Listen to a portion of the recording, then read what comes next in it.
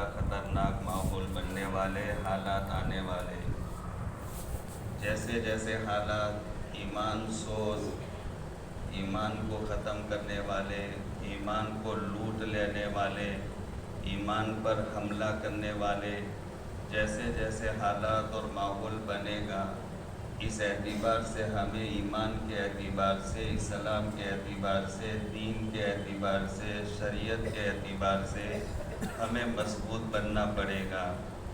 اگر مضبوط نہیں بنے تو واقعتاً یہ ماحول میں اپنے ایمان کا اور اپنے اسلام کا بچانا بڑا مشکل کام ہے۔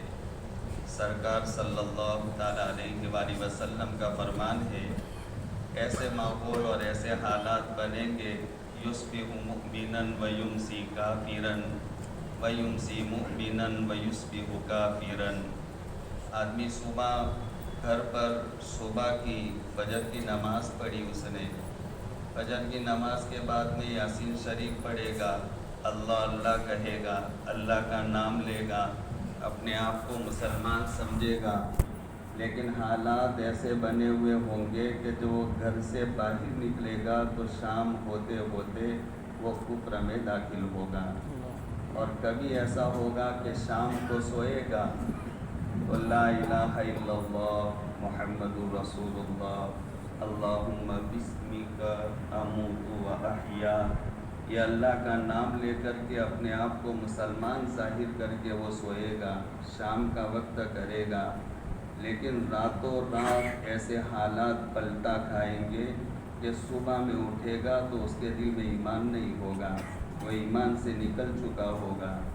یہ حدیث ہم سنتے تھے روزانہ، لیکن پیارے بھائیوں، پٹھان واڑی کے اچھے لوگوں، یہ ہم نے اپنے نظروں سے دیکھ لیا۔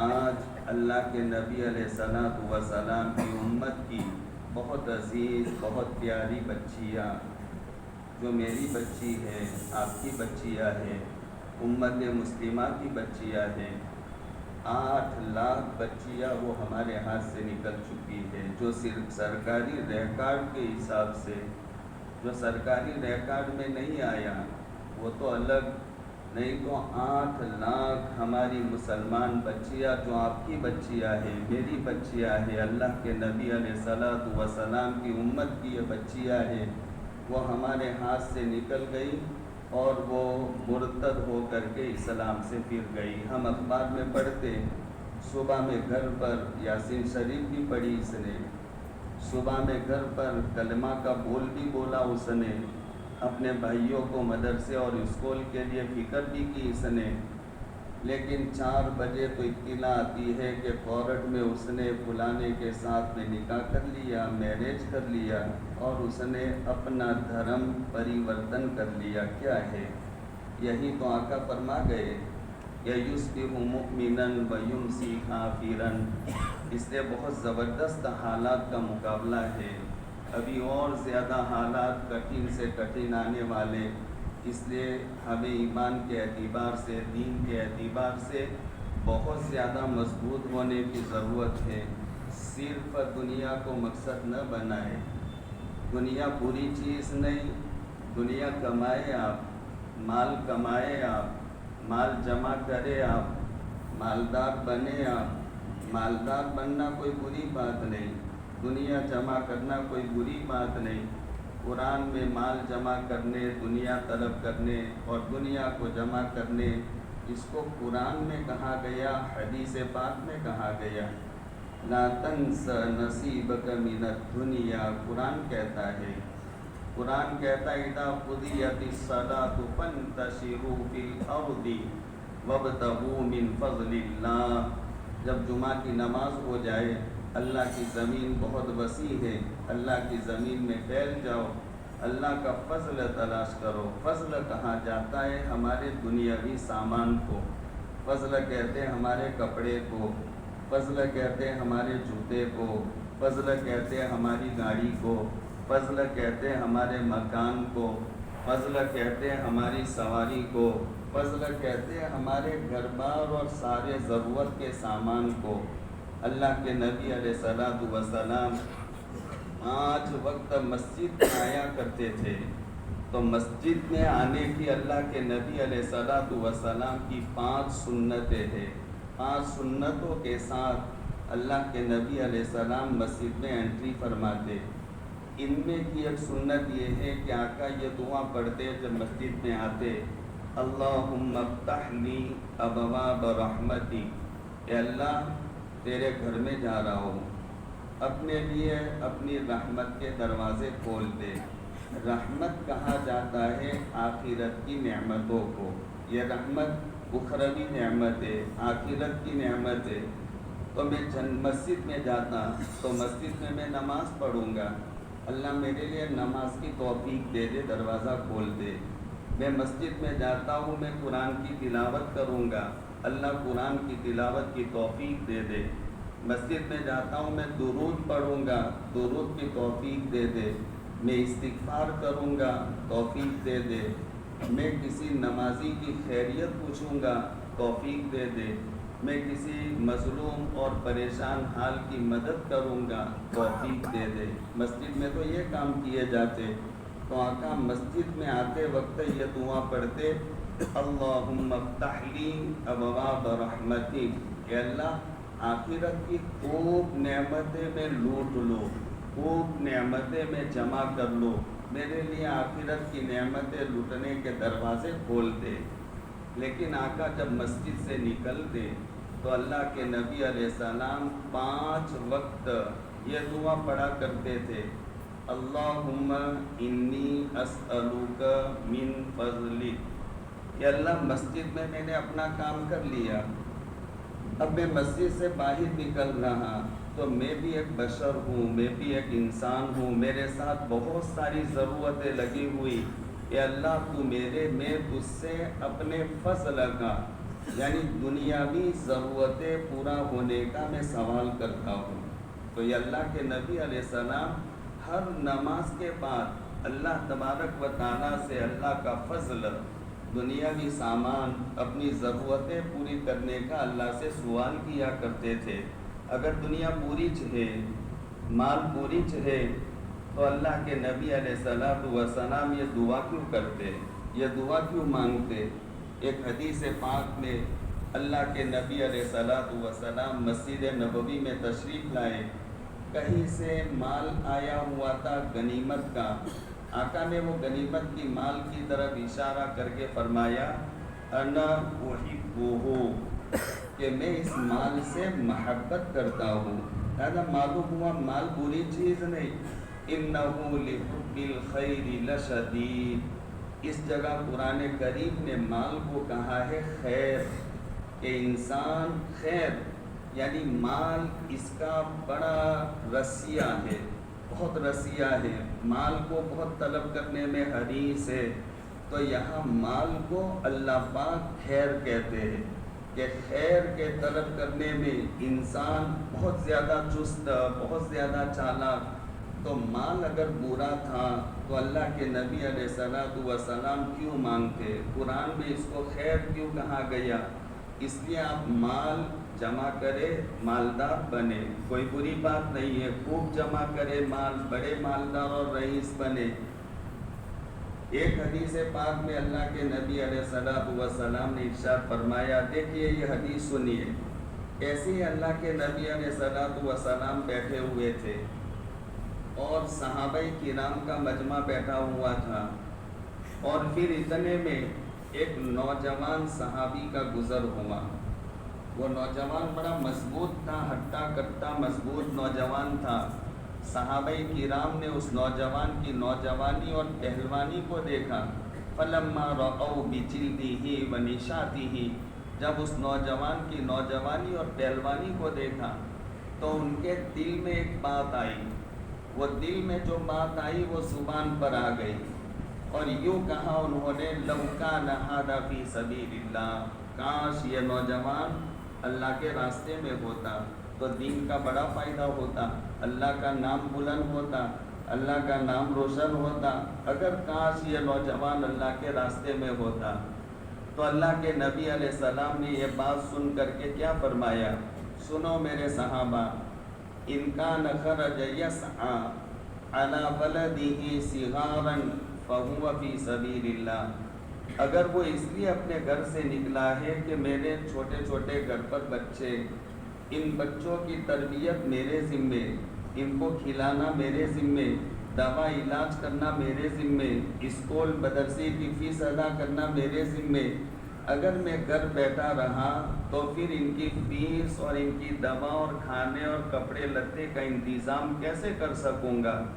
اگر یہ نیت سے گھر سے نکلا ہے، چاہے وہ ہوٹل میں جائے، ملازمت جاب کرنے کے لیے جائے، یا کھیتی باڑی کے مشغولی میں جائے، تو جب تک وہ واپس نہیں آتا وہ اللہ کے راستے میں ہے، دنیا کمانے والا.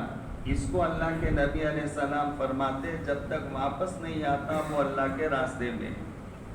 ان کان خرج یسعی علی ابوین شیخین کبیرین فہو فی سبیل اللہ. اگر یہ نوجوان گھر سے اس لیے نکلا کہ میرے بوڑھے والدین ہیں، اگر میں گھر رہوں گا تو ان بوڑھے والدین، ان کا خرچہ کیسے برداشت کروں گا؟ بوڑھے والدین کو کب نہ معلوم رات کو لے کر ہسپتال دوڑنا پڑے، بھاگنا پڑے. لہذا میرے پاس خرچہ ہونا چاہیے، کچھ مال جمع ہونا چاہیے تاکہ والدین کی میں خدمت کر سکوں. اگر اس نیت سے اللہ کے راستے میں وہ نکلا ہے مال جمع کرنے کے لیے، تو یہ مال جمع کرنے کے لیے جانے والا بھی اللہ کے راستے میں، فہو فی سبیل اللہ. وَإِن كَانَ خَرَجَ يَسْعَى عَلَى نَفْسِهِ يَعِفُّهَا فَهُوَ فِي سَبِيلِ اللَّهِ. اگر وہ اس لیے نکلا کہ میرے ساتھ بھی اللہ پاک نے بہت ساری ضرورتیں رکھی، لہذا اگر میرے پاس مال نہیں ہوگا تو میں لوگوں سے مانگتا پھروں گا. بھائی زکوٰۃ کی رقم ہو تو خیال رکھنا، ارے یار گھر پر بچے کی ڈلیوری کا مسئلہ ہے دھیان رکھنا، ارے بچے کا آپریشن ہے ذرا خیال رکھنا. تو یہ لوگوں سے مانگتا پھرے گا. اگر مال نہیں ہوگا تو میں اس لیے میں مال جمع کرنے کے لیے نکلا تاکہ میں لوگوں کے سامنے بھکاری نہ بنوں، سوال نہ کروں میں. اگر اس نیت سے نکلا تو فہو فی سبیل اللہ، وہ بھی اللہ کے راستے میں ہے. وَإِن كَانَ خَرَجَ يَسْعَى رِئَاءً وَمُفَاخِرًا فَهُوَ فِي سَبِيلِ الشَّيْطَانِ. اگر اس لیے نکلا ہے کہ میں مال جمع کر کے بڑا مالدار بن جاؤں، لوگوں میں بڑا بن جاؤں اور لوگوں پر میں مال کی وجہ سے فخر کروں، اگر یہ ارادہ ہے، اگر یہ نیت ہے، تو وہ اللہ کے راستے میں نہیں بلکہ وہ شیطان کے راستے میں. معلوم ہوا اس حدیث پاک سے کہ اگر نیک نیتی کے ساتھ ہم مال جمع کرے، دنیا جمع کرے تو کوئی بری بات نہیں. اب مال جمع کرے اور مال جمع کرنے میں آپ خوب محنت کریں، بڑے مالدار بنے. صحابہ میں بھی بڑے بڑے مالدار تھے، تابعین میں بھی بڑے بڑے مالدار تھے.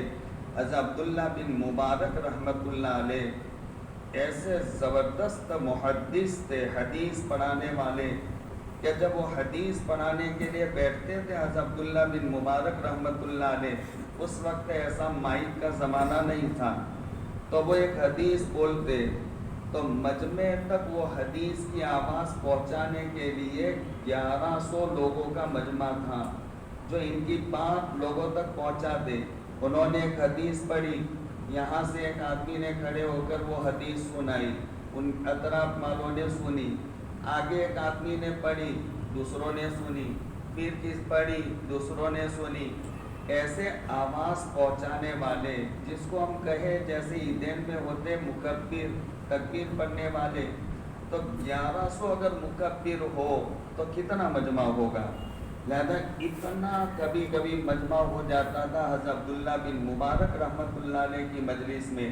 لیکن تھے ایسے مالدار کہ جب ان کا حج کا سفر شروع ہوتا تو ایسے نام کمائے ہوئے تھے کہ پھر لوگوں کی درخواستیں آتی کہ حضرت آپ چلے ہو حج میں، ہم کو بھی شامل کر لو، ہم کو بھی شامل کر لو. چلتے چلتے بہت بڑا گروپ بن جاتا تھا، کئی لوگ ساتھ میں ہو جاتے تھے، اور ان لوگوں کے کھلانے کے لیے، راستے میں ناشتہ کروانے کے لیے حضرت عبداللہ بن مبارک ایک اونٹ بھر کر تلی ہوئی مرغیاں ساتھ میں لیتے تھے، ایک اونٹ بھر کر، اور راستے میں ان تمام حاجیوں کو کھلاتے. پھر جب وہاں پہنچتے تو یہ اعلان ہوتا کہ بھائی جس کے پاس جو پیسہ ہو تو فلاں خزانچی کے پاس جمع کروا دو، تو لوگ جمع کروا دیتے. جیسے جماعت میں ہم جاتے ہیں تو ایسا ہی ہوتا ہے کہ بھائی خزانچی کون؟ یہ صاحب، تو ان کے پاس پیسے جمع کروا دو، جمع کروا دیے. اب ساتھی سب چلے 4 مہینہ کے یہ سمجھتے کہ اب یہ جب اپنا وقت پورا ہوگا تو حساب ہو جائے گا، حساب جوڑ لیا جائے گا، بچہ ہمیں دے دیا جائے گا، کم پڑے گا تو جمع کروانا پڑے گا. ایسے حضرت عبداللہ بن مبارک اعلان کرواتے کہ جن کے پاس جو پیسے ہیں جمع کروا دو، تو سب جمع کروا لیتے. اور پھر وہ خزانچی سے کہتے کہ وہ تھیلی پر مہر لگا دو. مہر لگا دیا جاتا، کوئی کالج نہیں. اور سفر میں 4 مہینے کا سفر ہوتا، برابر حضرت وہ مال میں سے خرچ کرتے رہتے. وہ مال میں سے نہیں، اپنے مال میں سے. وہ تھیلیاں تو جمع کر لی. لوگ ایسا سمجھتے کہ یہ سارا خرچہ بعد میں حساب کیا جائے گا، لوگوں کو پتہ نہ رہتا. اور پھر جب حج پورا ہو جاتا، حضرت کی طرف سے اعلان ہوتا کہ بھائی جن کو کل واپسی ہے، جو سامان خریدنا ہو تو وہ سامان خرید لو. تو لوگ خوب سامان خریدتے، اس لیے کہ ہمارا پیسے سے لینا تو کیوں کنجوسی کریں گے.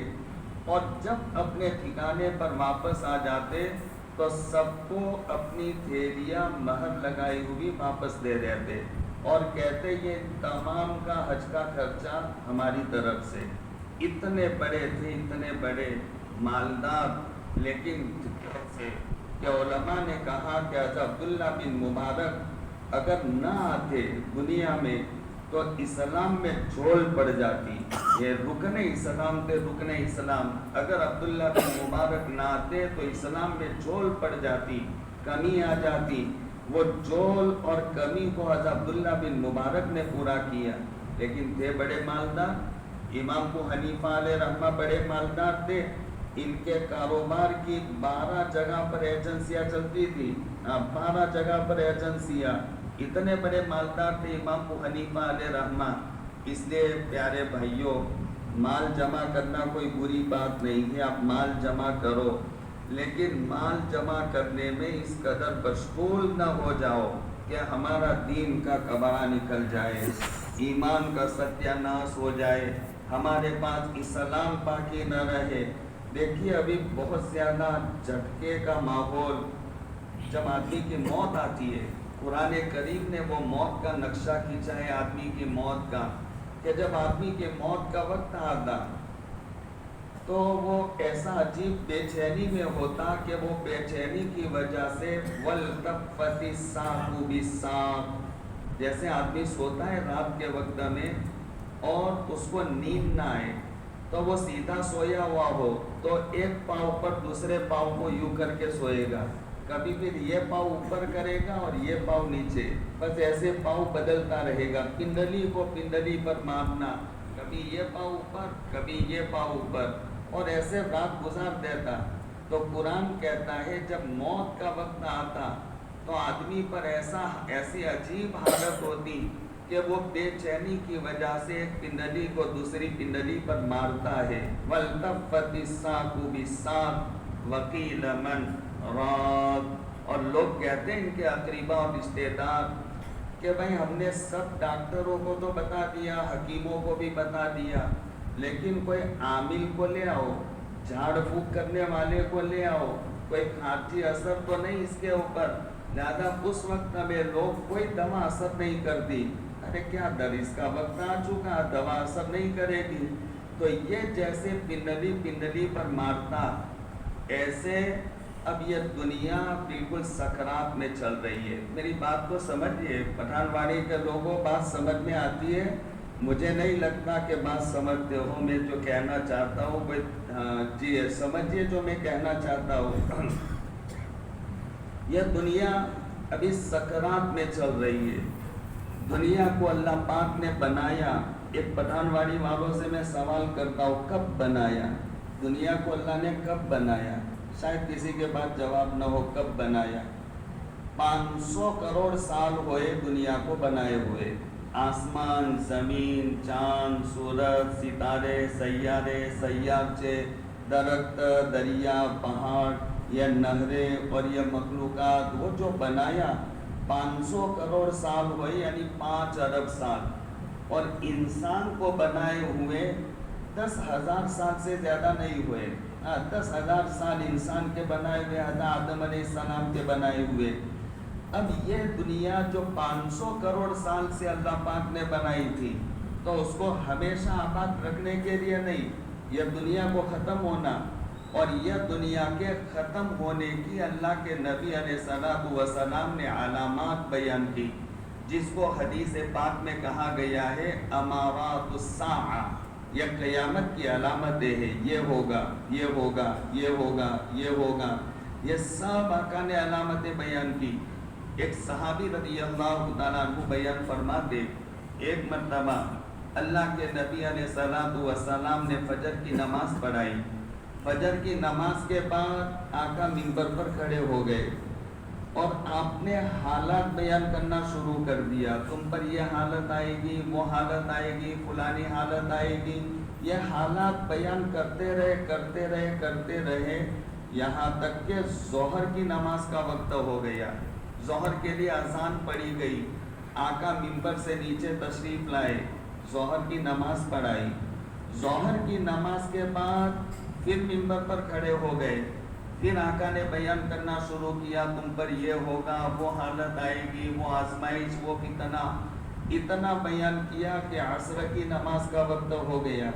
عصر کی نماز پڑھانے کے لیے آقا نیچے تشریف لائے، نماز پڑھا کر پھر منبر پر کھڑے ہو گئے، پھر آقا نے بیان کیا یہاں تک کہ وہ حدیث بیان کرنے والے راوی صحابی بیان کرتے کہ سورج ہمارے دیواروں کے کنارے پر آ گیا، یعنی ڈوبنے کے قریب ہو گیا، اور قیامت تک آنے والے جتنے فتنے تھے وہ سارے فتنوں کو اللہ کے نبی علیہ السلام نے بیان فرما دیا۔ اب سنو پٹھان واڑی کے اچھے لوگوں، یہ ساری کی ساری علامتیں جو آپ نے بیان فرمائی، یہ سب پوری ہو گئی۔ یہ سب علامتیں جو بڑی بڑی علامتیں ہیں، جیسے ایک روایت پاک میں صحابہ بیان فرماتے کہ مسجد نبوی کے بالا خانے میں بیٹھے ہوئے تھے، غرفہ بالا خانہ میں، اور ہم بیٹھے بیٹھے قیامت کی علامات کا تذکرہ کر رہے تھے۔ کوئی کہتا تھا کہ یہ، کوئی کہتا تھا کہ وہ، اب قیامت اس وقت آئے گی، تب آئے گی، کب آئے گی، یہ چرچا کرتے کرتے ہماری آوازیں بلند ہونے لگی، ذرا شور ہونے لگا۔ اللہ کے نبی علیہ السلام نے جب ہماری آواز کو سنا تو پھر آقا ہمارے پاس آئے اور آقا نے فرمایا لن تقوم، کبھی قیامت قائم نہیں ہوگی، یا یوں فرمایا لن تکون، قیامت آ نہیں سکتی، حتی تکون قبلہا 10 آیات، یہاں تک کہ اس سے پہلے 10 بڑی بڑی علامتیں نہ ہو جائے۔ بس یہ 10 بڑی علامتیں باقی ہے، جو ابھی میں حدیث سنانے جا رہا، وہ 10 بڑی بڑی علامتیں باقی ہے، باقی جو آقا نے بیان فرمایا تھا وہ سب پورا ہو گیا۔ لن تقوم یا لن تکون حتی تکون قبلہا 10 آیات، قیامت نہیں قائم ہوگی یہاں تک کہ اس سے پہلے 10 بڑی بڑی علامتیں نہ پائی جائے۔ طلوع الشمس من مغربہا، سورج روزانہ ادھر سے نکلتا ہے، ایک وقت آئے گا ادھر سے نکلے گا، اور سورج ادھر سے نکلے گا، اس کے ساتھ خروج الدابہ، ایک دابہ نکلے گا۔ دابہ کا بیان سنا ہے نا، دابۃ الارض، سبوں کے گھروں میں یہ بات، ایک جانور نکلے گا۔ کیسا جانور ہوگا؟ 60 گز لمبا ہوگا، اور ایک قدم وہ چلے گا تو 82 کلومیٹر ایک قدم اس کا پڑے گا۔ 82 کلومیٹر چلتے کتنا وقت چلتا ہے؟ اپنے گاڑی کتنا وقت لیتی ہے؟ ایک قدم ادھر سے وہاں، تو وہ 82 کلومیٹر اس کا ایک قدم چلے گا، ایک قدم پڑے گا، 60 گز لمبا ہوگا۔ اس کا چہرہ دیکھو تو انسان جیسا، ہاتھ دیکھو تو بندر جیسے، بال دیکھو تو گھوڑے کے گردن کے بال جیسے، سینگ دیکھو تو 12 سینگی جانور جیسے، دم دیکھو تو چیل جیسی، पाँव देखो तो ऊंट जैसे, सूरीन देखो तो हिरन जैसी। 7 जानवरों के अलग अलग आज़ा लेकर के ये बनाया गया। इसका चेहरा इंसान जैसा, हाथ बंदर जैसे, घोड़े के बाल, वो उसके गर्दन के बाल घोड़े जैसे, उसके सींग 12 सींगी जानवर जैसे, इसकी दुम चील जैसी, इसके पाँव ऊंट जैसे, और उसकी सूरीन हिरन जैसी। और ऐसा रिवायत में है कि वो 3 मर्तबा निकलेगा, 3 मर्तबा निकलेगा। हज़रत महदी रज़ी अल्लाह तआला अन्हु के ज़माने में निकलेगा, हज़रत ईसा अलैहिस्सलाम के ज़माने में निकलेगा, और फिर निकलेगा वो जब सूरज इधर से तुलू होगा उसके साथ फौरन निकलेगा। यह 3री मर्तबा। कैसे निकलेगा? सफ़ा पहाड़ी है, जो हाजी गए होंगे इनको याद है सफ़ा पहाड़ी। लाता है ये सफ़ा पहाड़ी में से वो जानवर पैदा होगा। जैसे सालेह अलैहिस्सलाम की ऊँटनी, वो कहाँ से आई थी? पहाड़ी के अंदर से पहाड़ फटा और वो पहाड़ में से वो ऊँटनी निकल आई, अजीब व गरीब। ऐसे वो सफ़ा पहाड़ी के अंदर वो इस तरह हरकत करेगा वो जानवर, जैसे अंडे में बच्चा तैयार हो जाए मुर्गी का चूज़ा, तो उसको बाहर निकलना हो तो वो अपने परों को फड़फड़ाता, परों को फड़फड़ाएगा तो वो अंडे का छिलका ये अलग हो जाएगा और बाहर निकल करके दाना चुगता हो जाएगा। ऐसे वो पहाड़ी के अंदर से वो जानवर यूँ हरकत करेगा और मिट्टी में, पूरा मिट्टी में से निकलेगा तो सर सींग सारी जगह पर मिट्टी, और यूँ मिट्टी करते हुए झाड़ते हुए सीधा मकाम इब्राहिम के पास चला जाएगा। मकाम इब्राहिम में बहुत सारे मजमा होगा, वो डर जाएंगे ये अजीब जानवर कैसे आ गया। लेकिन फिर इसके बाद उसके हाथ में सुलेमान अलैहिस्सलाम की अंगूठी, मूसा अलैहिस्सलाम का असा होगा और वो महर लगा देगा, टच करेगा इधर, हाँ यह डंडा इधर टच किया, पूरा चेहरा चमकदार बन जाएगा। तुम अब मोमिन रहोगे, कभी काफिर नहीं बनोगे। तुमने जितनी नमाजें पढ़ी इतनी अब लॉक हो गई, बढ़ेगी नहीं। अब नमाज पढ़ोगे कोई फ़ायदा नहीं, जो है वो पोजीशन में अब रहोगे, ये महर लगा देगा। और जो काफिर होंगे वो काफिर के पेशानी पर टच करेगा सुलेमान अलैहिस्सलाम की अंगूठी को, जिसकी वजह से इसका कुफ्र फाइनल। अब ईमान लाओगे तो नहीं चलेगा, ये बाकी है। तो लो शम्सी बिन मगरिबिहा वखुरूज दाब्बा वखुरूज दज्जाल वखुरूज याजूज माजूज। दज्जाल सुना है ना? दज्जाल का तस्कीरा इधर से होना चाहिए अब। हाँ, दज्जाल इसके निकलने के बिल्कुल बॉर्डरी इलाका है।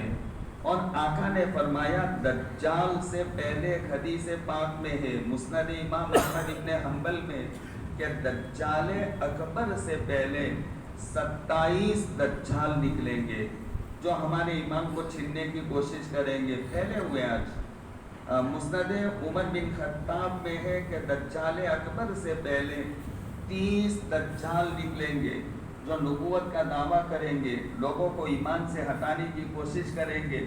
मुस्नद उमर बिन अबू याला में है कि दज्जाल अकबर से पहले 70 यानी 70 दज्जाल निकलेंगे जो हमारे ईमान के ऊपर डाका डालेंगे। तो ये दजाजील का ज़माना है, दजाजील का माहौल है। मेरी बात समझ में नहीं आती, ऐसा लगता है समझते हो? ऐसा अच्छा मजमा है माशाअल्लाह, बहुत अच्छा मजमा है। अल्लाह हम सबको नेक बनाए, अच्छा बनाए, दीन का सच्चा तालिब बनाए, दीन का सच्चा शौकीन बना दे अल्लाह पाक। इसकी भी कमी है, दीन का शौक़ हम में नहीं रहा, दीन का जज्बा हम में नहीं रहा। आका ने इसी को एक हदीस में कहा था कि अगर यूँ कहा जाए लोगों को कि ईशा की नमाज में जो आएगा उसको बकरे का एक खुर मिलेगा, पाडे का एक खुर मिलेगा तो मस्जिद बन जाएगी चकाचक। एक सिर्फ खुर लेने के लिए, एक खुर लेने के लिए। لیکن نماز کے لیے کہا جائے تو کوئی نہیں آئے گا، نماز کے لیے کوئی نہیں آ جائے گا۔ فجر میں اعلان ہو جائے کہ فجر میں جو آئے گا تو اس کو 100 روپیے ملیں گے، دیکھو پھر پڑا پڑی کتنی ہوتی ہے۔ یہی آقا نے بیان فرمایا، دین کا شوق نہیں رہا، دین کا مزاج دینی مزاج نہیں رہا، اور دنیا یہی ہمارا مقصود ہو گیا۔ اس لیے دین کے سچے طالب، سچے عاشق، سچے شوقین ہم دین کے بنے۔ دیکھیں دین کی طلب ہوگی، وہی طلب سے دینداری آئے گی، ہماری اولاد، ہمارے نسلوں میں وہ دین منتقل ہوتا رہے گا۔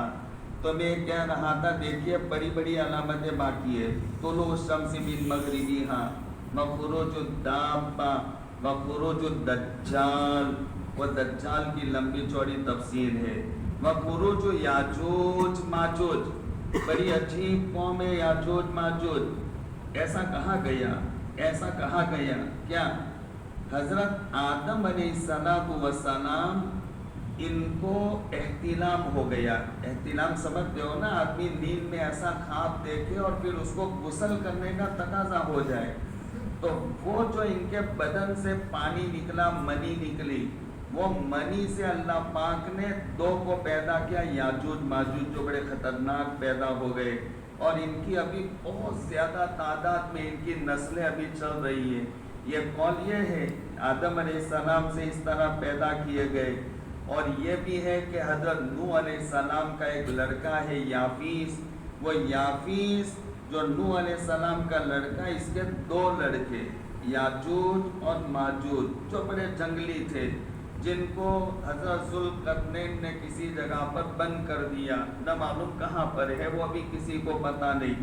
وہ نکلیں گے، قرآن کہتا ہے من کل حدب ینسلون، وہ آئیں گے ٹولے کے ٹولے، کثیر تعداد میں وہ آئیں گے، لہذا وہ نکلنا باقی ہے۔ وخروج یاجوج ماجوج ونزول عیسیٰ ابن مریم، یہ باقی ہے۔ عیسیٰ علیہ السلام آئیں گے دمشق کی جامع مسجد کے سفید مشرقی مینارے پر صبح کی نماز کے وقت میں، اور ایک روایت میں ہے عصر کی نماز کے وقت میں وہ آئیں گے۔ وثلاثۃ خسوف، خسف بالمشرق وخسف بالمغرب وخسف بجزیرۃ العرب، اور 3 مرتبہ 3 جگہوں پر لوگوں کو زمین میں دھسا دیا جائے گا۔ ایک مشرق میں لوگوں کو زمین میں دھسا دیا جائے گا، مغرب میں لوگوں کو دھسا دیا جائے گا، اور عربستان میں جزیرۃ العرب میں یہ 3 خسف زمین میں دھسا دیا جانا۔ وآخر ذلك نار تخرج من اليمن من قعر عدن تسوق الناس الى المحشر، اور آخری علامت یہ ہوگی ایک آگ نکلے گی۔ دیکھیے یہ علامت باقی، ایک آگ نکلے گی، اور یہ آگ یہاں سے یوں آئے تو ہم سب بھاگے بھاگے آگے چلیں گے آگ سے بچنے کے لیے۔ آگ سب لوگوں کو گھیرتی ہوئی آئے گی، سب کو آگے آگے چلائے گی، آگ پیچھے پیچھے ہوگی، اور پھر لوگ کتنا چلیں گے، چلتے چلتے پھر وہ تھک جائیں گے، جو ہونا ہو یا رب تو بیٹھو، تو وہ بیٹھیں گے تو آگ بھی بیٹھ جائے گی، وہاں پر آگ بھی بیٹھ جائے گی۔ پھر پیشاب کیا، بڑا استنجا کیا، کھانے کا تقاضا، تھوڑی دیر لیٹے، اور پھر جب کھڑے ہوں گے تو پھر آگ پیچھے آ جائے گی، پھر حق آئے گی۔ پھر رات کا وقت ہوگا کہ چلو یار اب تو یہاں سو جاؤ، جو ہونا ہو، تو وہ آگ بھی سو جائے گی، وہاں پر ٹھہر جائے گی، اور صبح میں جیسے اٹھیں گے تو پھر آگ پیچھے پڑے گی، اور یہ آگ ہکا کر کے ان کو لے جائے گی میدان محشر۔ میدان محشر کہاں قائم ہوگا؟ میدان محشر ملک شام میں قائم ہوگا، لہذا وہاں ملک شام کی طرف سارے لوگوں کو ہکا کر لے جائے گی۔ تو یہ 10 بڑی بڑی علامتیں جو میں نے کہا، اتنا باقی ہے، اس سے پہلے سب ہو گیا۔ اب میں یہ جو کہہ رہا تھا کہ جب سکرات کا وقت ہو تو عجیب سی آدمی کی کیفیت ہوتی ہے، وہ مرنے والے کو پتہ کیسی کیفیت ہوتی ہے، لہذا یہ دنیا ابھی سکرات میں ہے۔ جب سکرات میں ہو تو جھٹکے بڑے زبردست آیا کرتے، اس لیے پیارے بھائیوں بڑے زبردست جھٹکے آنے والے، کبھی ایمان پر حملہ ہوگا، کبھی اسلام پر حملہ ہوگا، کبھی کیا ہوگا، کبھی کیا ہوگا، یہ سب ہونے والا، لہذا ان کا مقابلہ کرنے والا وہی آدمی ہوگا جو کامل الایمان مضبوط ایمان والا وہ ان کا مقابلہ کر سکے گا۔ اس لیے اپنے آپ کو ایمان کے اعتبار سے ذرا مضبوط بناؤ، ایمان کے اعتبار سے کامل بناؤ، دین کے اعتبار سے اپنے آپ کو ذرا دیندار بناؤ، دنیا کے بہاؤ میں بہہ نہ جاؤ۔ اللہ کے نبی علیہ الصلوۃ والسلام نے بیان فرمایا ایک زمانہ آئے گا کہ لوگ تمہیں ختم کرنے کے لیے ایک دوسرے کو ایسے بلائیں گے جیسے دسترخوان پر بیٹھے ہوئے کھانے والے اچانک کوئی آدمی آ جائے تو سب کی زبان پر یہ آواز آتی ہے آ جاؤ کھانے کے لیے، تو وہ جیسے ایک دوسرے کو بلاتے ایسے تمہارے خلاف ساری امتوں کو جمع کر دیا جائے گا، ختم کر دو ان کو۔ صحابہ نے سوال کیا من قلۃ ذالک الیوم یومئذ، اس دن ہم کم ہوں گے اس کی وجہ سے؟ آپ نے کہا لا بل انتم کثیرون، بلکہ تم بہت زیادہ ہوں گے، لیکن تمہارا حال کیا ہوگا؟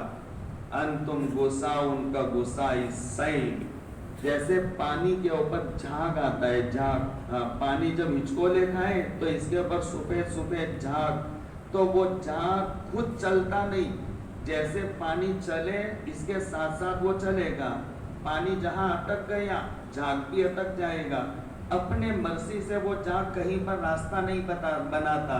اللہ کے نبی علیہ السلام نے فرمایا تم اپنے وجود میں مستقل نہیں ہوں گے، دوسروں کے پیچھے پیچھے دوڑنے والے۔ اسی کو آقا نے ایک حدیث پاک میں بیان فرمایا وہ وقت آنا ہے کہ تم ان لوگوں کے پیچھے ایسے چلو گے کہ وہ چلتے چلتے اتنے ان کے رسیاں بن جاؤ گے ان کے پیچھے دوڑنے میں کہ اگر وہ گوہ کے بل میں جائے تو تم بھی ان کے پیچھے پیچھے گوہ کے بل میں جاؤ گے، تم بھی ان کے پیچھے پیچھے۔ آقا نے فرمایا، وہ صحابہ نے عرض کیا آقا وہ کون لوگ کہ جن کے پیچھے ہم چلیں گے گوہ میں جائیں تو ہم بھی گوہ کے بل میں، کیا اس سے مراد یہود اور نصارہ ہے؟ آپ نے فرمایا اگر یہود نصارہ مراد نہیں تو پھر کون مراد ہے؟ یعنی اس سے مراد یہود اور نصارہ، یہ غصہ ان کا غصہ السیل، تم پانی کے بہاؤ جھاگ کے مانند تمہارا کوئی وجود نہیں ہوگا۔ اس نے بہت اچھے لوگوں اپنے آپ کو ایمان کے اعتبار سے ذرا مضبوط بناؤ، کامل بناؤ، دیندار بناؤ، اور اپنے گھر پر پوری نظر رکھو، اپنی فیملی پر، اپنی اولاد پر نظر رکھو، اپنے کام کاج میں، معاشرت میں سادگی کا مزاج۔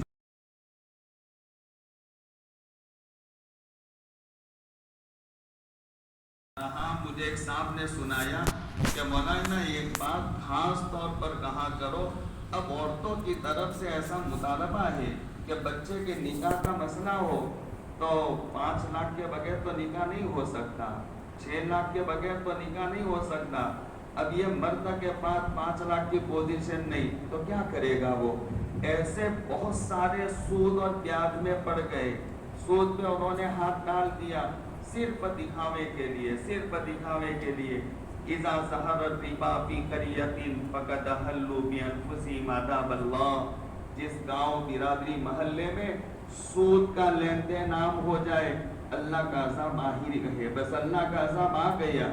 ما من قوم یظہر فیہم الربا الا اخذوا بالسنہ وما من قوم یظہر فیہم الرشا الا اخذوا بالرعب، کہ جس برادری اور قوم میں سود اور انٹرسٹ کا رواج ہو جائے تو سب سے پہلا عذاب یہ آتا ہے کہ اللہ اس کو کلاس اور تنگدست بنا دیتا، فقیر بنا دیتا ہے، اللہ پاک اس کو فقیر بنے گا۔ ابھی خوب مزے آ رہے انٹرسٹ کا مال لے کر کھانے اور لینے میں، بنگلے بھی بن رہے ہیں، مکان بھی بن رہا ہے، سب کچھ بن رہا ہے، لیکن یاد رکھو بھائی، یہ میری بات لکھ لو اور دل پر لکھ لو، یہ موج مزے مستی ڈھنگا 40 سال، اگر تمہاری عمر 40 سال سے آگے بڑھی تو تم اپنی زندگی میں وہ فقیری دیکھو گے، تمہیں کوئی بیڑی کے پیسے نہیں دیکھا، تمہیں کوئی 5-10 روپیہ قرض نہیں دیکھا، روڈ پر آ جاؤں گے، وہ مکان بھی بیچا، وہ فلیٹ بھی بیچا، وہ کھیت بھی بیچا، گھر کا سامان بھی بیچا، پھر بھی لینے والے تو پیچھے پڑے ہوئے ہیں، کنگال تنگدست بن جاؤں گے۔ اور اگر تم پہلے چلے گئے تو تم نے اپنی اولاد کو فقیر اور کنگال بنانے کا سرٹیفکیٹ دے دیا ہے، دے دیا۔ میں اکثر کہا کرتا ہوں لوگوں کو سمجھانے کے لیے، اگر بھولے سے تم نے انٹرسٹ میں اور سود میں ہاتھ ڈالا ہے بھولے سے، تو جب تمہاری موت آئے نا تو تمہارے 4 یا 5 بچے ہو تو ان کو جمع کرنا۔ موت کے وقت میں عام طور پر مرنے والا اپنی اولاد کو کچھ وصیت کرتا ہے اور کچھ ان کو اچھی باتیں، میرے بعد ایسا کرنا ویسا کرنا، دکھی نہ ہو پریشان نہ ہو، یہ کہا کرتا۔ تو جب تم نے اگر یہ انٹرسٹ میں ہاتھ ڈالا ہو تو موت کے وقت اپنے بچوں کو وصیت جب کرو تو 5 بچے ہو تو مارکیٹ میں سے 5 کٹورے لے لینا۔ کشکول کہا جاتا ہے جو بھکاری، یہ کالا برتن یہاں زنجیر سے لٹکا ہوا رہتا ہے اور اس میں وہ مانگتا ہے، کوئی کھچڑی دے تو بھی اس میں، چاول دے تو بھی اس میں، کوئی میٹھی چیز دے تو بھی اس میں، وہ کالا برتن، اس کو کہتے ہیں کشکول۔ تو ایسا آپ 5 کٹورے 5 کو دے دو، بیٹا لو کام آئے گا زندگی میں، لو تم بھی لے لو کام آئے گا، تم بھی لے لو کام آئے گا۔ تو کوئی تو پوچھے گا نا کہ ابا یہ موت کے وقت میں کٹورے کیوں دے رہے ہو، کوئی تو پوچھے گا۔ تو جواب یوں دینا کہ بیٹا یہ تمہارے مکان، تمہاری یہ دکان، تمہارا فلانا فلیٹ، یہ سارا میں نے انٹرسٹ کے مال کی وجہ سے کیا، اور حدیث کہہ رہی ہے پکی بات ہے تمہارے اوپر فقیری آئے گی، کوئی تمہیں دیکھنے والا سنبھالنے والا نہیں ہوگا، کوئی تمہیں ایک روٹی کا ٹکڑا دینے کے لیے تیار نہیں ہوگا۔ ایسا اگر وقت آ جائے تو تم کٹورا رکھو، کٹورے کے پیسے نہ ہو تو مر جاؤ گے، اس کٹورے سے بھیک مانگ لینا تاکہ تم اور تمہارے بیوی بچوں کا پیٹ پلتا رہے۔ وہ دن آنے ہیں، آنے ہیں، آنے ہیں، پکی بات ہے۔ اگر غلط طریقے سے مال کمایا ہے، حرام طریقے سے مال کمایا، اللہ کے نبی علیہ الصلوۃ والسلام ایک مرتبہ مدینہ منورہ کے گنج بازار میں تشریف لے گئے۔ سنیے بات، مدینہ منورہ کے گنج بازار میں تشریف لے گئے اور پھر آقا وہاں پر جو گنج بازار میں تو گلے کی ڈھیریاں پڑی رہتی، سکون سے بیٹھنے کوئی تیار نہیں ہے، بیٹھ جانا بھائی بچہ، بیٹھ جانا، کہاں پیاس لگی ہے تجھے، بیٹھ جانا۔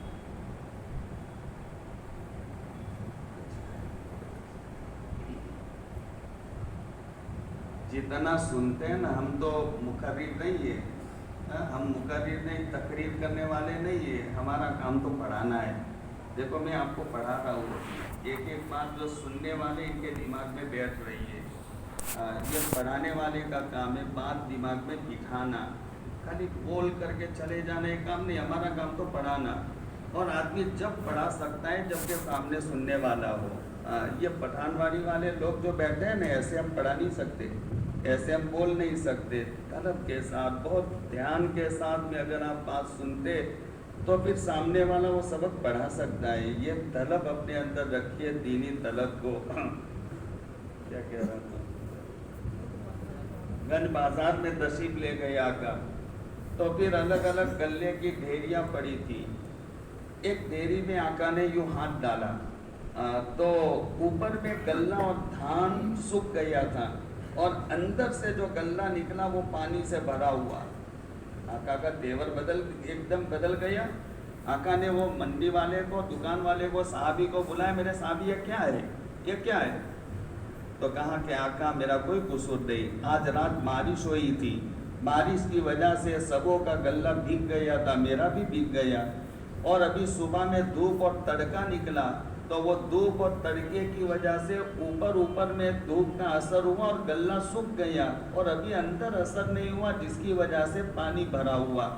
آقا نے اس موقع پر بھی فرمایا اچھا نہیں ہے میرے صحابی، یہ دھوکہ ہے، دھوکہ، من غشنا فلیس منا، جو میری امت کو دھوکہ دے میری امت میں رہنے کے قابل نہیں۔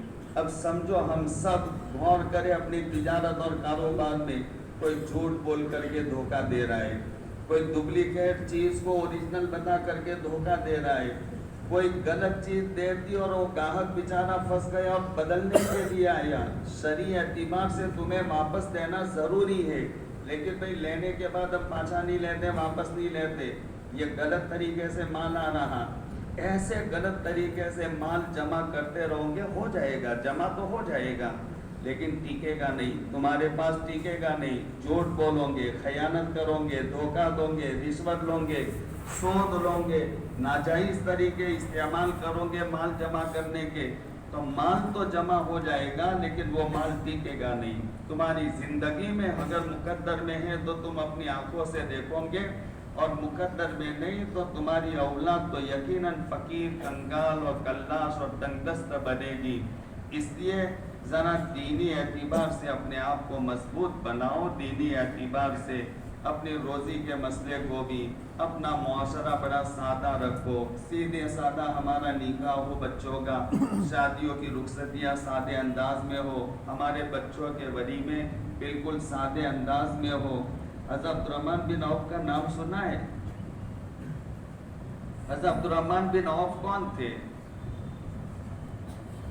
جنت کی بشارت تو آقا نے بہت سے صحابہ کو دی تھی، یہ بات یاد رکھیے، بہت سے صحابہ کو اور بہت سی صحابیہ عورتوں کو آقا نے جنت کی بشارت سنائی تھی۔ آپ جمعہ کا خطبہ پڑھتے ہو اور اس میں وفاطمۃ سیدۃ نساء اہل الجنہ، فاطمہ جنت کی عورتوں کی سردار، جنت کی بشارت نہیں ہے؟ والحسن والحسین سیدہ شباب اہل الجنہ، یہ میرے دو پھول، دو ریحان، یہ دو نواسے حسن حسین، جنت کے جوانوں کے سردار، حسن حسین، یہ جنت کی بشارت۔ عبداللہ بن سلام کو جنت کی بشارت، ام حرام بنت ملحان کو جنت کی بشارت۔ ایسے بہت سے صحابیہ اور صحابیوں، مردوں اور عورتوں کو اپنے جنت کی بشارت سنائی، لیکن 10 صحابہ ایسے ہیں کہ آقا نے ایک ساتھ ان کو جنت کی خوشخبری سنائی۔ ابو بکر فی الجنت وعمر فی الجنت وعثمان فی الجنت وعلی فی الجنت وسعد فی الجنت وابو عبیدہ بن جراح فی الجنت وعبد الرحمن فی الجنت۔ ایسے یہ 10 صحابہ میں نے 7-8 گنوا لیے، ایک ساتھ آقا نے جنت کی بشارت سنائی۔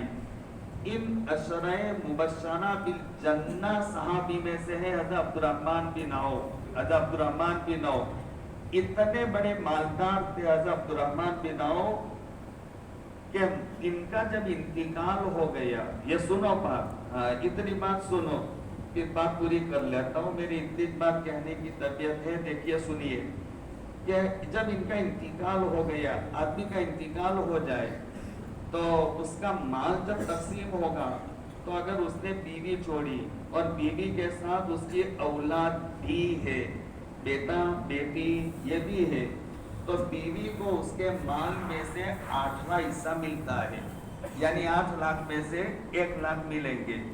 اور اگر اس نے 2 بیویاں چھوڑی تو 1 لاکھ ملیں گے جو دونوں کے بیچ میں تقسیم ہوگا۔ اور اگر 3 بیویاں چھوڑی ہے، شریعت میں اجازت ہے، تو بھی اس کو 8واں حصہ یعنی 8 لاکھ میں سے 1 لاکھ ملیں گے جو تینوں میں ڈیوائیڈ ہوں گے۔ اور اگر 4 چھوڑی ہیں تو بھی 8واں حصہ ملے گا جو چاروں میں تقسیم ہوگا۔ اب جب ان کی میراث تقسیم ہونے لگی تو ملکیت کا 8واں حصہ نکالا، اور حضرت عبد الرحمن بن عوف نے اپنے پیچھے 4 بیویاں چھوڑی تھی، عربوں میں رواج تھا، تو 8ویں حصے کو بولو کیا کیا، پھر 4 حصوں میں تقسیم کیا۔ تو ایک بیوی کے حصے میں اتنا مال آیا کہ محدثین فرماتے آج کا کمپیوٹر حساب نہیں کر سکتا۔ 8واں حصہ، اور 8ویں حصے میں سے 4 حصے ہوئے، تو ایک بیوی کے حصے میں اتنا مال آیا، کتنے مالدار ہوں گے۔ ان کا خادم آ گیا اور کہنے لگا کہ حضرت مال آیا، اور مال بیچ کر کے وہ کیش رقم، سونے کے سکے چلتے تھے کیش، پہلے گڈاؤن میں پڑے ہوئے تھیلے، اور یہ تھیلے رکھنے کی جگہ نہیں، رکھنے گئے تو ذرا جگہ نہیں ہے، کیا کرے؟ تو حضرت عبد الرحمن بن عوف نے کہا کہ ایک کام کرو کہ ساری بوریاں جو پہلے تھے اور ابھی ہے وہ سب کھول دو، اور کھول کر کے اس کا ڈھیر کر دو تاکہ وہ جگہ ہو جائے۔ اور ڈھیر کرنا شروع کیا تو وہ سونے کے سکے چھت کو لگ گئے، اتنے مالدار تھے۔ ایک مرتبہ ایسا سوچا کہ اب اللہ نے مجھے بہت مال دے دیا، لہذا اب تو مجھے کچھ نہیں کرنا، اللہ کی نبی علیہ السلام کی مجلس میں رہوں گا، حدیثیں سنوں گا، اللہ اللہ کروں گا، اب مال کے چکر میں نہیں پڑنا۔ ارادہ پکا کر کے گھر سے آئے اور مسجد میں بیٹھے، اور پھر 1 گھنٹہ 2 گھنٹہ 3 گھنٹہ 4 گھنٹہ، پھر پیشاب کا تقاضا ہوا تو کھڑے ہوئے، پیشاب کرنے کے لیے گئے، اور تھوڑے دور گئے تو ایک قافلہ آ رہا تھا غلہ لے کر کے، اور تلاش کر رہا تھا عبد الرحمن کو، اور عبد الرحمن سے پوچھنے لگا کہ بھائی عبد الرحمن کو جانتے ہو؟ تو کہا بھائی کیا کام ہے؟ تو کہا بھائی عبد الرحمن کا نام سنا ہے ہم نے کہ بہت بڑے تاجر ہے، اور ان کا نام سن کر یہ مال لے کر آئے اور ان کو ہمیں مال دینا۔ تو کہا بھائی میں جو عبد الرحمن پر مجھے نہیں لینا، مجھے نہیں لینا، آج میں نے نیت ارادہ کیا ہے کہ آج سے کوئی سودا بودا نہیں کرنا، آج تو میں نہیں لینے کا۔ انہوں نے کہا یار تمہارا نام سن کر آئے اور تم منع کر رہے ہو؟ تو کہا نہیں لینا پڑے گا۔ تو کہا نہیں میں نہیں دوں گا۔ پھر بہت ضد اور اصرار کیا، تو کہا دیکھو وشواس ہو تو سودا کرو، میں لوں گا مال، ادھار لوں گا، مال بکے گا تب پیمنٹ دوں گا، بھروسہ ہو تو بات کرو، نہیں تو واپس چلے جا۔ لینا نہیں تھا تو بے غرضی سے بات کی انہوں نے، مجھے لینا نہیں، دینا ہو تو دو، وشواس ہو تو بات کرو، ادھار لوں گا، بیچ کر پیمنٹ دوں گا۔ تو کہا ٹھیک ہے، جانتے تھے بڑے اچھے تاجر ہے، کبھی دھوکہ کسی کو دیا نہیں ہے، تو پھر انہوں نے سودا کر لیا۔ سنیے بات، سودا کر لیا، اور پھر مدینہ پاک میں منادی کروا دی، عبد الرحمن کا مال آیا ہے، جس کو چاہیے لے لو۔ تو لوگوں نے پڑا پڑی کر دی۔ عبد الرحمن ایسے مشہور تھے کہ وہ مال خرید کر لائیں گے تو غلط نہیں، ایسا ویسا نہیں لائیں گے، اچھی کوالٹی آدمی جب تاجر دیتا ہے نا تو وہ 2 دن انتظار کرنا پڑے تو انتظار کرتے، بھائی مال تو وہاں سے لیں گے، وہ کوالٹی اچھی دیتا ہے، تو وہ ابھی چلو 2 دن چلا لو، وہاں اس کی دکان میں ابھی مال نہیں، تو کوالٹی والی کی قدر ہوتی ہے، اللہ بھی کوالٹی دیکھتا ہے۔ تبارک الذی بیدہ الملک وہو علی کل شیء قدیر الذی خلق الموت والحیاۃ لیبلوکم ایکم احسن عملا۔ اللہ نے موت زندگی کا نظام چلایا ہے، اللہ کہتے ہیں میں تاکہ تمہارے اعمال کی کوالٹیاں دیکھوں، اس کے لیے میں نے موت زندگی کا نظام، تم زندگی میں کیسی کوالٹی کے اعمال کرتے ہو، نمازیں پڑھتے ہو کیسی پڑھ کے آتے، کیسے روزہ رکھ کے آتے ہو، کیسے زکوٰۃ نکالتے ہو، کیسے حج کر کے آتے، کیسے صدقہ خیرات، ایکم احسن عملا، کوالٹی دیکھیں گے اللہ، کوانٹیٹی نہیں دیکھیں گے۔ بات سمجھنا، نفل پر نفل پڑھتے رہو، قرآن کی تلاوت پر تلاوت کرتے رہو، لیکن صحیح تلاوت نہیں ہے اور تلاوت صحیح کرنے کی کوشش بھی نہیں کی۔ رب قاری للقرآن والقرآن یلعنہ، بہت سے قرآن پڑھنے والے قرآن پڑھتے اور غلط پڑھتے تو غلط میں بددعا بن جاتی اور قرآن اس پر لعنت کرتا ہے، ایسا ہوتا۔ تو اللہ پاک کوانٹیٹی نہیں دیکھتے، کوالٹی۔ ایکم احسن عملا، کون اچھا عمل کر کے آتا ہے، نماز اچھی نماز پڑھو، اچھا روزہ رکھو، اچھا حج کرو، اچھی بندگی کرو، اچھی عبادت کرو، اللہ پاک اس کو دیکھتے ہیں۔ حضرت عبد الرحمن بن عوف رضی اللہ تعالیٰ عنہ نے سودا کر لیا، مال اچھا، انہوں نے غلط نہیں خریدا، کبھی ایسا دھوکہ نہیں دیا۔ مدینہ والے آئے، ٹوٹ پڑے، سارا مال اس قافلے کے سامنے بک گیا، جو بھاؤ طے کیا، ان کو ان کی موڑی پیمنٹ دے دیا، جو نفع بچا ان کے جیب میں بھر دیا۔ صحابی بیان کرتے عبد الرحمن پیشاب کرنے گئے تھے، جب واپس آئے تو اپنے یوں دونوں جیب یوں پکڑے ہوئے آ رہے تھے، سونے کے سکے سے، پیشاب کرنے جاتے تھے تو بھی پیسہ آ جاتا تھا، پھر بھی تو وہ واپس آئے تو دونوں جیب سونے کے سکوں سے بھرے ہوئے۔ اتنا بڑا مالدار صحابی اگر پورے حجاز کا ولیمہ کرتا تو کوئی فرق نہ پڑتا، کوئی، اتنا اللہ نے مالدار بنایا تھا۔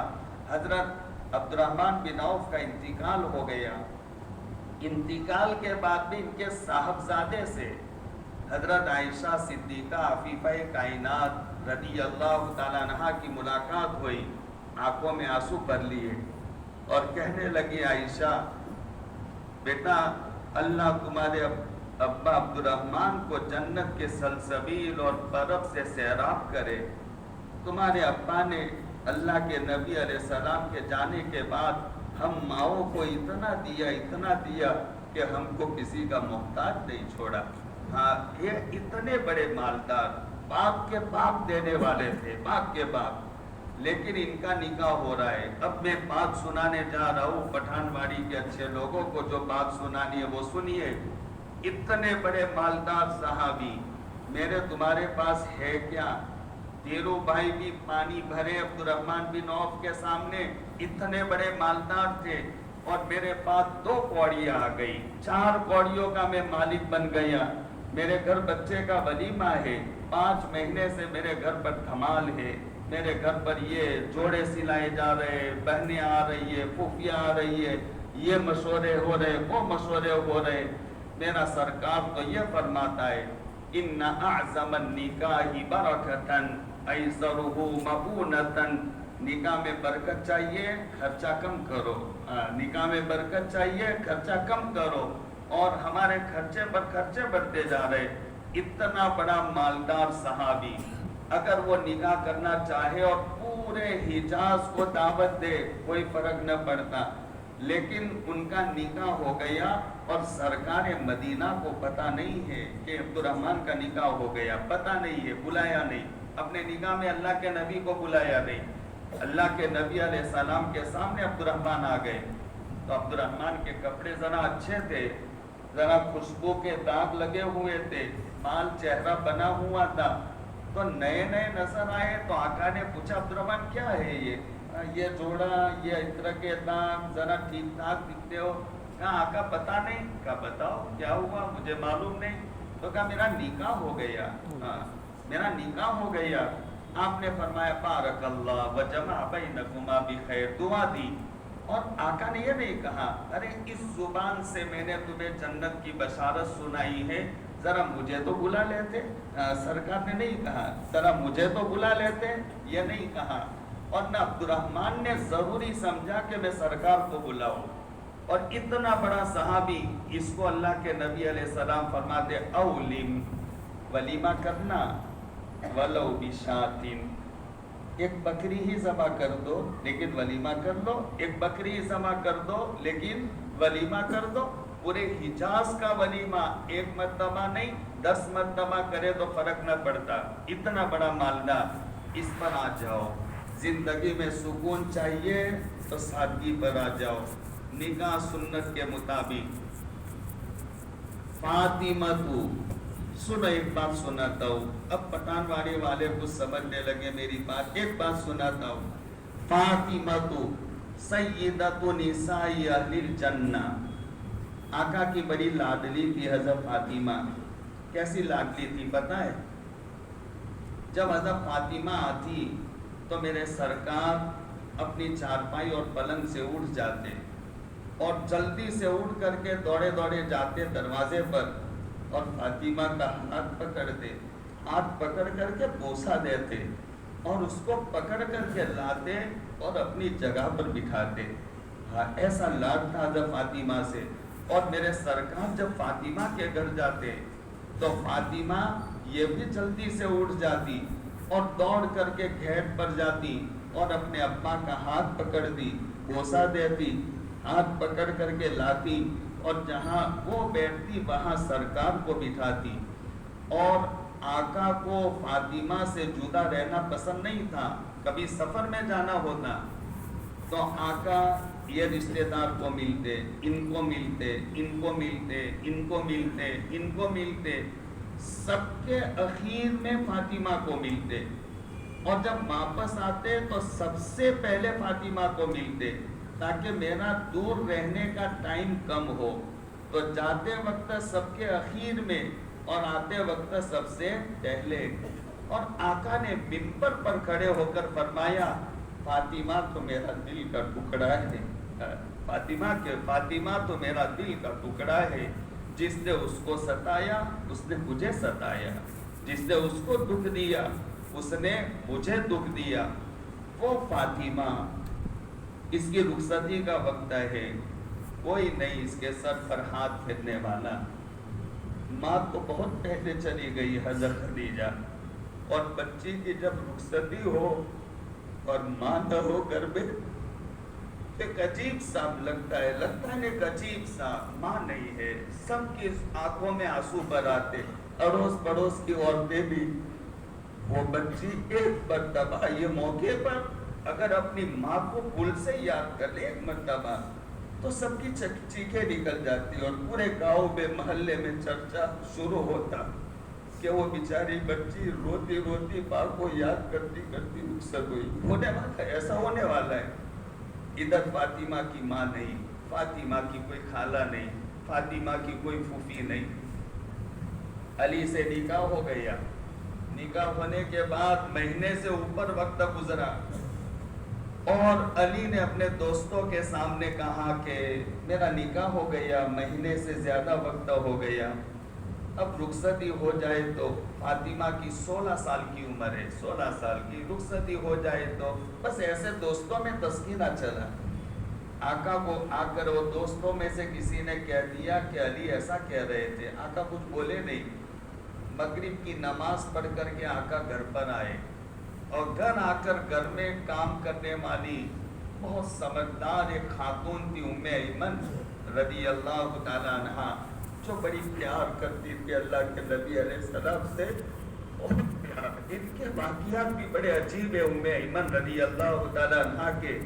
جب آپ کی والدہ آمینہ کا انتقال ہو گیا، مدینہ منورہ سے مکہ آتے ہوئے ابوا جگہ میں، اور وہاں پر آمینہ کا مزار بنا، اور وہاں پر آمینہ کو دفن کیا گیا اور ان پر مٹی ڈالی گئی، تو اس وقت میرا محبوب صلی اللہ علیہ وسلم صرف 6 سال کا تھا، 6 سال کا۔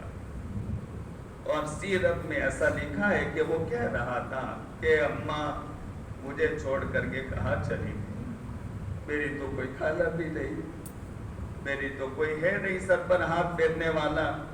اور وہ آپ کے قبر مبارک پر اندھیس ہو گئے۔ یہ 6 سال کا محمد بن عبداللہ جو بعد میں سید الانبیاء بننے والا، اس وقت ان کو تھامنے والی کوئی عورت تھی تو یہ ام ایمن تھی۔ تب سے وہ ان کے گھر میں رہتی تھی ام ایمن، جو ان کو تھامنے والی اپنے سینے سے لگایا، پیار کیا، بیٹا بیٹا کیا کر کے گھر لائی، مکہ معظمہ میں آ کر کے اپنے ان کے دادا عبد المطلب کے حوالے کیا۔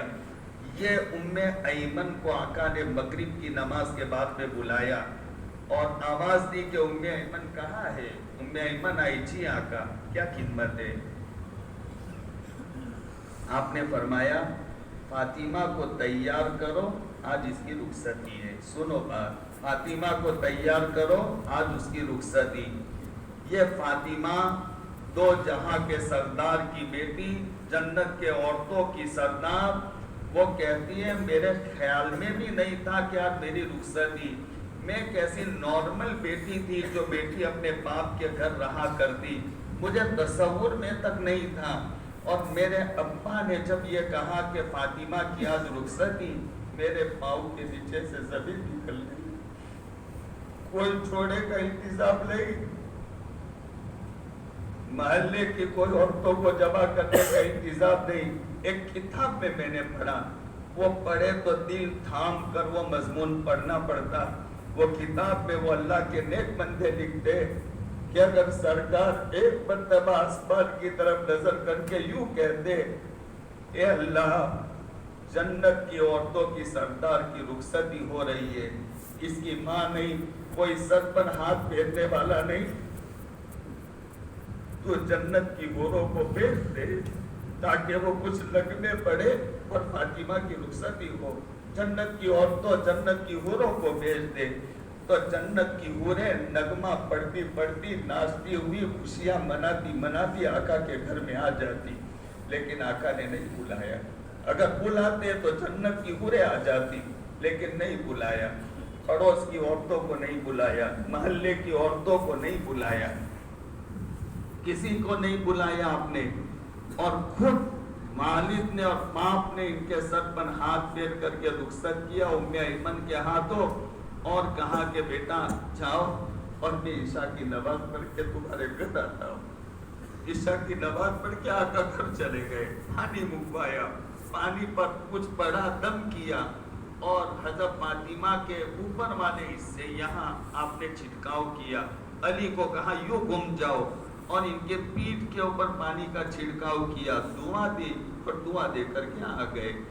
یہ تھی فاطمہ کی رخصتی۔ کیوں اس سادگی کے ساتھ؟ کیوں اس سادگی کے ساتھ؟ عبد الرحمن کا نکاح اس سادگی کے ساتھ۔ میری ماں حضرت میمونہ رضی اللہ تعالیٰ عنہا کا مقام شریف میں نکاح ہوتا اور وہاں پر آقا نے جو کھانا تھا ستو وغیرہ سب جمع کیا اور کہا آ جاؤ یہ تمہاری ماں کا ولیمہ ہے، سفر میں ولیمہ ہو رہا ہے، ستو کھلا کر۔ کیوں؟ یہ سادگی قیامت تک کے لیے یہ سبق دینا تھا، یہ تعلیم دینی تھی۔ اپنے نکاحوں میں فضول خرچہ مت کیا کرنا۔ تم اگر اپنے اللہ نے 2 کوڑیاں 2 پیسے دیے ہیں، صحیح جگہ اس کو خرچ کرو، یاد رکھو صحیح جگہ خرچ کرو۔ کہیں کوئی یتیم کی کوئی بیوہ کی آنکھ نہ لگ جائے، تم اجڑ جاؤ، تمہاری نسلیں اجڑ جائے۔ مجھے اللہ نے پیسہ دیا، میرے بچے کا نکاح ہے، گاؤں میں گاڑی، وہ گھر کے آگے 1 گاڑی، شام کو نئی گاڑی، صبح میں 5 دوست ہیں اس کے ساتھ، شام کو 10 دوست ہیں اس کے ساتھ، اور پھر الگ الگ کے پکوان تیار ہوتے، اور اسی محلے کے گھرانے میں ایک یتیم بچے کا نکاح بھی ہونے والا ہے 2 دن کے بعد۔ ذرا سوچو تو صحیح، اللہ کے بندوں کہاں عقلیں پر گئی ہماری، سوچو تو صحیح۔ اس یتیم بچے کا جس کا باپ کئی سالوں پہلے مٹی کی چادر اوڑھ کر سو چکا ہے، وہ بچہ دیکھ رہا ہے کہ یہ میرے ہی عمر کا، اور یہ دیکھیے اس کا کس دھوم دھام کے ساتھ میں نکاح۔ اپنی ماں سے اگر اس نے بھولے سے مطالبہ کر لیا کہ ابا میرے نکاح میں بھی یہ چاہیے، مجھے بھی ایسا، میرے دوستوں کے لیے یہ، اب وہ ماں کی پوزیشن نہیں۔ وہ ماں کیا کرے گی جب رات کا اندھیرا ہوگا، سناٹا چھا جائے گا، سب سو جائیں گے، مصلی بچھا کر اپنے مرے ہوئے شوہر کو یاد کریں، ہاں تم آ جاؤ، تمہارے بچے کا نکاح ولیمہ کرا کر چلے جانا۔ آج یہ بچہ 5 دنوں سے مجھے پریشان کرتا ہے کہ ابا یہ لا وہ لا وہ لا۔ تمہارے بچے کے ولیمہ، تمہارے بچے کا نکاح ان بیواؤں کے دل زخمی کرنے کا سبب۔ مجھے اللہ نے 2 پیسے دیے، میری بچی کی اس انداز سے جوڑے تیار ہو رہے، اب وہی محلے میں غریب کی بچی ہے، اس کے سینے میں دل ہے پیاروں، اس کے سینے میں دل ہے۔ امیروں کے سینوں میں خالی دل نہیں، غریبوں کے سینوں میں بھی ہوتا۔ امیروں کے سینوں میں دل تو بے حس ہوتا، اور غریبوں کے سینوں میں دل حس رکھتا ہے، حساس ہوتا، وہ غلط بات برداشت نہیں کرتے، لہذا وہ غریب بچی کے سینے میں بھی دل ہے۔ اب وہ اس کی سہیلی آ کر اس کی بیٹی، اس کے جوڑے، اس کے زیورات دیکھتے، 25 50 ہزار کا جوڑا، اب وہ بیوہ کی بچی بھی دیکھے گی، کیا حال ہوگا؟ ذرا سوچے تو صحیح کیا حال ہوگا، اس کے دل پر کیا بیتے گی۔ خیر بیٹھیے بھائی، میں بات پوری کر رہا ہوں، بیٹھیے سکون سے۔ اس لیے سادگی کے ساتھ رہو، اللہ کے بندو، اللہ کے بندو، اللہ کے بندو، بڑے اچھے اللہ کے بندو، نیک بندو، پٹھان واڑی کے اچھے لوگوں، اپنی زندگی کو سادی بناؤ، ہاں ستھری زندگی کو بناؤ، اور یہ دنیا دیکھے دیکھے وہ ماحول اپنے گھروں کے اندر نہ لاؤ، ایسا ماحول بنانے کی کوشش مت کرو، ہر کام شریعت سنت کے مطابق کرنے کی عادت ڈالو، شریعت سنت کے مطابق کام کرو، دنیا میں بھی مزے سے رہو گے، آخرت میں بھی مزے اور چین اور سکون کے ساتھ میں رہو گے۔ اور اپنے بھی سادے رہو، اپنے اولاد بیوی بچوں کا بھی ایسا مزاج، سادہ مزاج بنانے کی کوشش کرو۔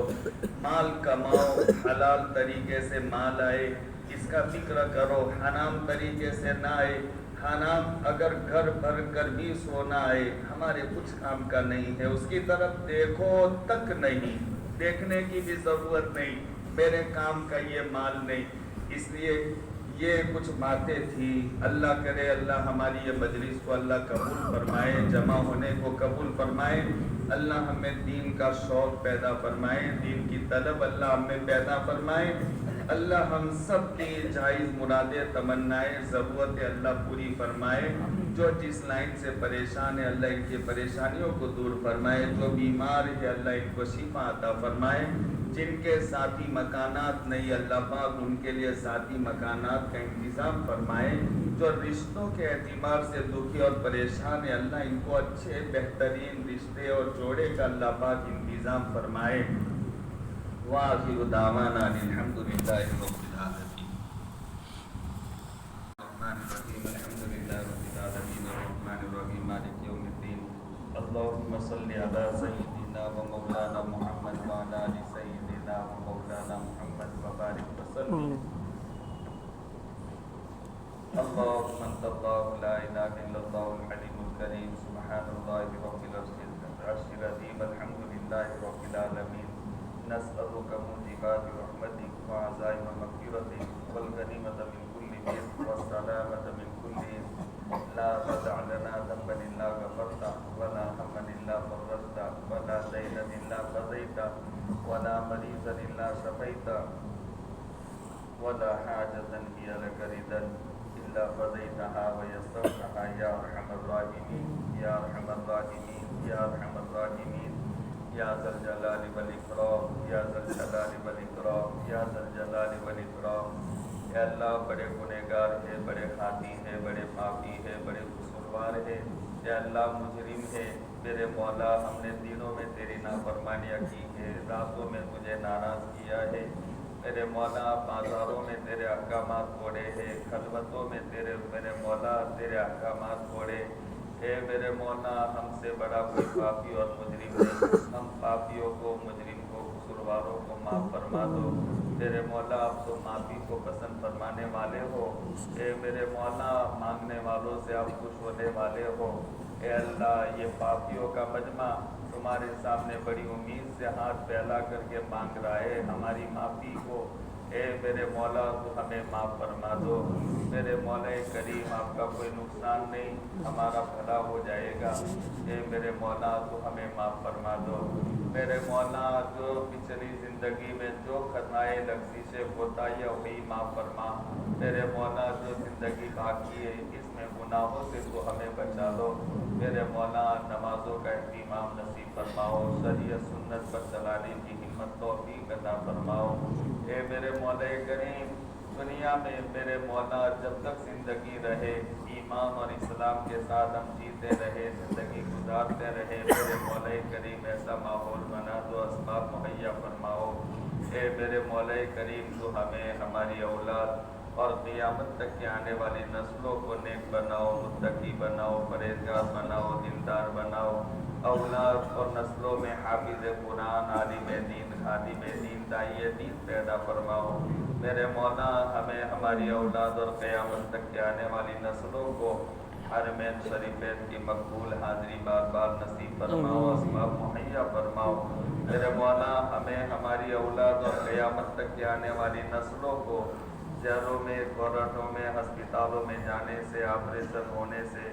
پولیس چوکیوں میں مجرم بن کر جانے سے، حاسدین کی حسد سے، ساحرین کی سحر سے، شریروں کی شرارت سے، بدماشوں کی بدماشی سے حفاظت فرماؤ، میرے مولا دنیا میں جو پریشان حال ہیں ان کی پریشانی کو دور فرماؤ، جو محتاج ہیں ان کے احتیاج کو ختم فرماؤ، جو بیمار ہیں ان کو شفا عطا فرماؤ، میرے مولا ہم ابھی گئے تھے بہن کے گھر تو بہن نے اپنی بھانجی کے لیے دعا کے لیے کہا، اے میرے مولا تو اس کو صحت عطا فرما، پریشانی کو ختم فرما، اے میرے مولا ایسے جس گھرانے میں جو دکھی ہو، جو بیمار ہو ان کو شفا کاملہ عطا فرما، میرے مولا دنیا میں دکھ والے، دردوں والے بہت زیادہ ہیں، اے میرے مولا भूखे सोने वालों का मजमा दुनिया में बहुत ज़्यादा है। ये मेरे मौला तेरा शुक्र है, हम पेट भर करके सो करके खाते हैं और हम सोते हैं। ए मेरे मौला ऐसा हमने अखबारों में पढ़ा, हमारे मुल्क में 20 लाख का मजमा ऐसा है जो खाने के लिए कुछ नहीं, भूख की वजह से वो भूखा सो जाता है। मेरे मौला, हे मेरे मौला, इनके लिए तेरे खजाने, मेरे मौला खजानों में कोई कमी नहीं। मेरे मौला इन अपने बंदों के लिए कोई भी हो तेरे बंदे, मेरे मौला खाने पीने का इंतजाम फरमा। मेरे मौला बेघरों के लिए घरों का इंतजाम फरमा। मेरे मौला करीम जो परेशान, इनकी परेशानियों को दूर फरमा।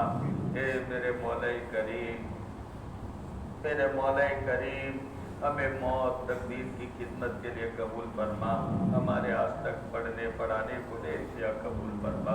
मेरे मौला सच्चे भिखारी बन करके दुआ मांगते मौत तक हमें पढ़ाने की जिंदगी ही में मशगूल रखिए। मेरे मौला पढ़ाने को कबूल फरमाइयो और मौत तक पढ़ने पढ़ाने में मशगूल रखियो। मेरे मौला मर जाएंगे, जनाजा उठेगा हमारा, सैकड़ों का, हजारों का, लाखों का, करोड़ों के जनाजे उठे, कल हमारा भी जनाजा उठे। मेरे मौला करीम यही जो झूठा मेरे मौला काम किया है टूटा फूटा, यही मेरे मौला कल बंदे के बाद काम आने वाला है। मेरे मौला हमारे पढ़ने पढ़ाने को कबूल फरमा। मेरे मौला हमारी औलादों को नेक बना, साले बना। मेरे मौला दुनिया में मशगूल होकर तुझे भूलने से हमारी और हमारी औलादों की हिफाजत फरमा। मेरे मौला करीम, तो हर किस्म के सुरूर फितन से हमारी और पूरी उम्मत मुस्लिमा की हिफाजत फरमा। मेरे मौला आपके जिन बंदों ने, बंदियों ने हमें दुआ के लिए कहा, लिखा, मुतवक्किल रहे, सबकी जायज़ मुरादें और तमन्नाएं पूरी फरमा। जिन पर कर्जे चढ़े हुए इनकी अदायगी की गैर से शक्ल और सूरतें पैदा फरमा। मेरे मौला हमारी तमाम ज़रूरियात का गैर से इंतज़ाम फरमा। मेरे मौला हमें मालदार बना दे और गरीबों, बेवाओं, यतीमों और मजबूरों, लाचारों, बेबसों, बेकसों के हमदर्दी के साथ हमें मालदार बना दे। मेरे मौला माल आए, यतीमों का दुख हमारे दिलों में हो, बेवाओं का दर्द हमारे दिलों में हो। मेरे मौला लाचारों और मजबूरों की रखवाली का जज्बा हमारे दिलों में हो। मेरे मौला इस शान के साथ तू हमें बहुत ज़्यादा माला माल फरमा दे। मेरे मौला हमारी दुआओं को महज अपने फज़ल व करम से कबूल फरमा। अल्लाह पूरी उम्मत मुस्लिमा की जान की, माल की, आबरू की, इज्जत की, ईमान की, अमाल की, इस्लाम की हिफाजत फरमा। हरमैन शरीफैन की, रोज़े मुक़द्दसा की, बैतुल मुक़द्दस की, पूरी दुनिया के मसाजिद की, मदारिस की, खानकाहों की, दीनी दरसगाहों की, दावत व तबलीग की और उनमें काम करने वालों की हिफाजत फरमा। अल्लाहुम्मा रब्बना इग़फिर लना व लिवालिदैना व लिअसातिज़तिना व लितलामिज़िना व लिमशाइखिना व लिअक़ारिबिना व लिअहिफ़ाइना व लिअस्दिक़ाइना व लिमन मन्ना अलैना व लिमन अलैना हक़्क़ुन व लिजमील मुस्लिमीन वल मुस्लिमात वल मुमिनीन वल मुमिनात यौम यक़ूमुल हिसाब अल अहयाइ मिनहुम वल अम्वात। अल्लाहुम्मा इन्ना नस्अलुका मिन खैरि मा सअलका मिनहु नबियुका व हबीबुका मुहम्मदुन सल्लल्लाहु अलैहि व सल्लम व नऊज़ु बिका मिन शर्रि मा इस्तआज़का मिनहु नबियुका व हबीबुका मुहम्मदुन सल्लल्लाहु अलैहि व सल्लम व अंतल मुस्तआन व अलैकल बलाग व ला हौला व ला कुव्वता इल्ला बिल्लाहिल अलिय्यिल अज़ीम। सुब्हान रब्बिका रब्बिल इज़्ज़ति अम्मा यसिफून व सलामुन अलल मुरसलीन वल्हम्दुलिल्लाहि रब्बिल आलमीन।